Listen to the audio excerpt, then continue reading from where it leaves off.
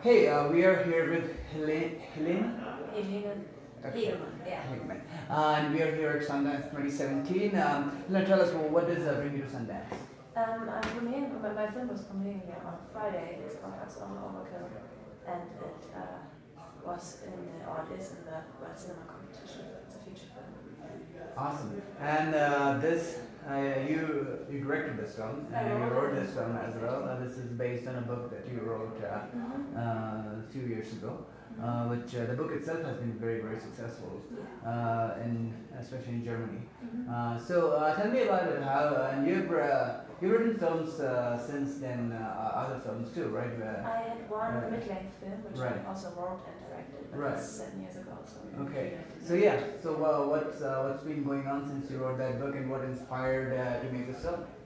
Actually, it's pretty easy. I mean, I published this book. It became much more successful than I had expected it to be.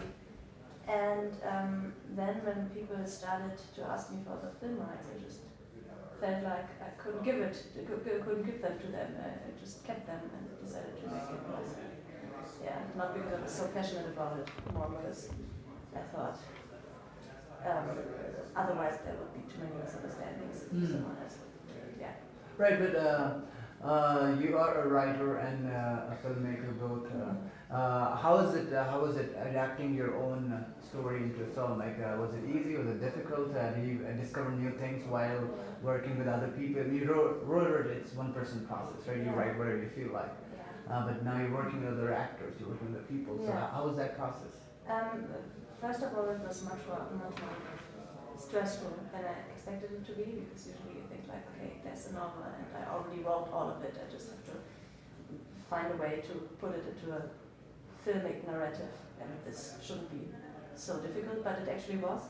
And but what was great about it was that huge freedom that I had, because I didn't need to talk to an author who kind of would have needed to defend their own vision or stuff like that. It was completely free about how I wanted to deal with the characters that I had invented, and it was actually a great pleasure to write a screenplay, and while writing it, knowing that there would be actors doing something completely different out of it. You know what I mean? I love this feeling to not be responsible for the end product, for the end result, but to have some people, make it into something else. Yeah. Right. Yeah, and you have a beautiful cast. Everybody is wonderful in the film, from the young actors to older actors, I think so and the penguin too. Yeah. Beautifully cast. You cast the penguin. Was that in the book or The penguin? Yeah. No, it was not in the book. Okay. I think there might be a penguin in the novel at some page, but I didn't. Okay. It wasn't. But, he does a good job in the film. He does, yes. Probably might get an Oscar nomination. Yes, I hope so.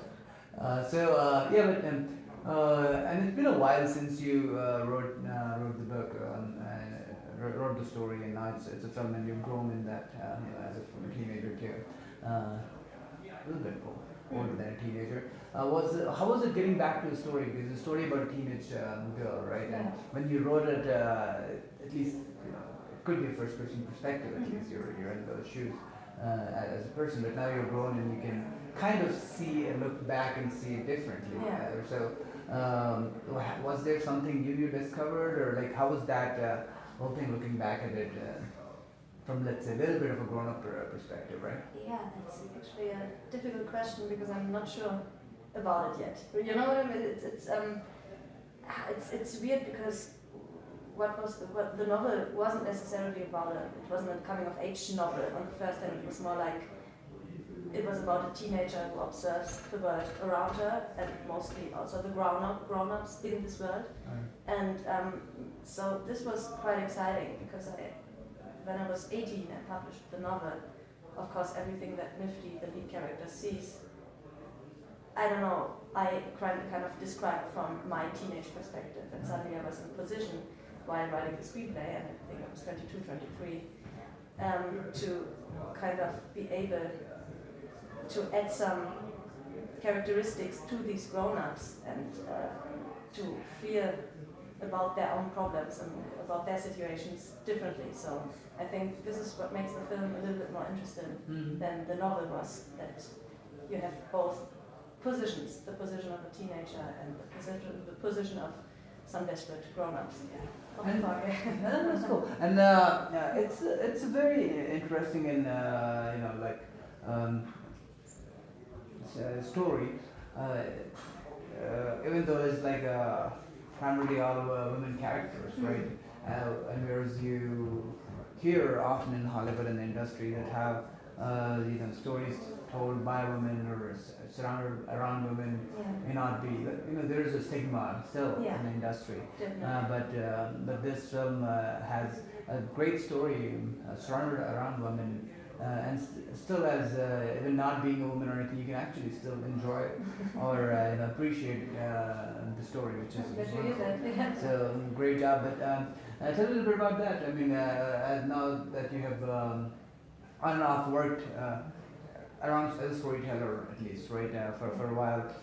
What's your perspective of women working in the industry, and how do you look at that? In Germany, there are actually quite a few women directors now. And for example, we have this a copy of the Oscars. We have this German Film Prize, and I think the 3 most important films that are nominated are made by women. And I think this is crazy, and it's a big movement, because a few years ago this wasn't imaginable. And I don't know. It's I had my team. We were almost only women, so it wasn't by choice, it was an accident, because other men were already taken for other projects, so we were like a crazy bunch of women there, but it was, for whatever reason, really, really good and cool, and I don't see the point of still thinking about a difference between men and women in the industry, because I actually think there is none, except from the fact that women they don't need to be orientate themselves, can you say that, on gestures, on like megalomaniac gestures that men might think are necessary to become a director or become a DOP or whatever. You know what I mean? There are not so many crazy asshole idols in the filmmaking world that are female, and this is why maybe female filmmakers have different kinds of approaches. I don't know if it makes sense what I'm saying right here. It is, yes. So as a writer and director, filmmaker now, who are your inspirations? Who do you look up to? My biggest inspiration is probably still John Cassavetes, the American director, right? And whose film I really loved, and I came out of the theater and I was like, okay, this is probably the best film I've ever seen, is Toni Erdmann, Marionade. Yeah, she's a German director. Who's nominated for the Oscars for the language. And I thought I loved her film, and I love her as an artist. And that's wonderful. Let's talk a little bit outside of this film. What else are you working on? What's coming? What's up for? I'm currently finishing my 3rd novel. It's going to be released next year, beginning of next year. What is it called? I don't have a title yet. Okay, what is it about?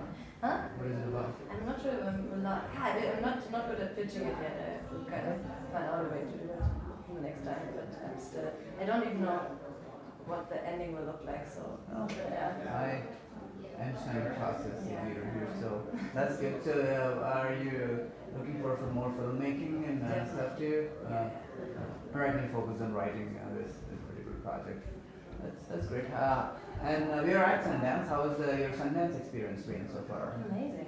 It's insane. It was amazing to get invited, and then it was amazing to get here. Everything's amazing. I just love it. It's stressful, but it's really cool. So many great people here. Yeah, it is a wonderful festival. Well, congratulations again on your wonderful film, Thank and we look forward to seeing more of you and more of your wonderful work in coming years. All the best. All the best to you. Thank you.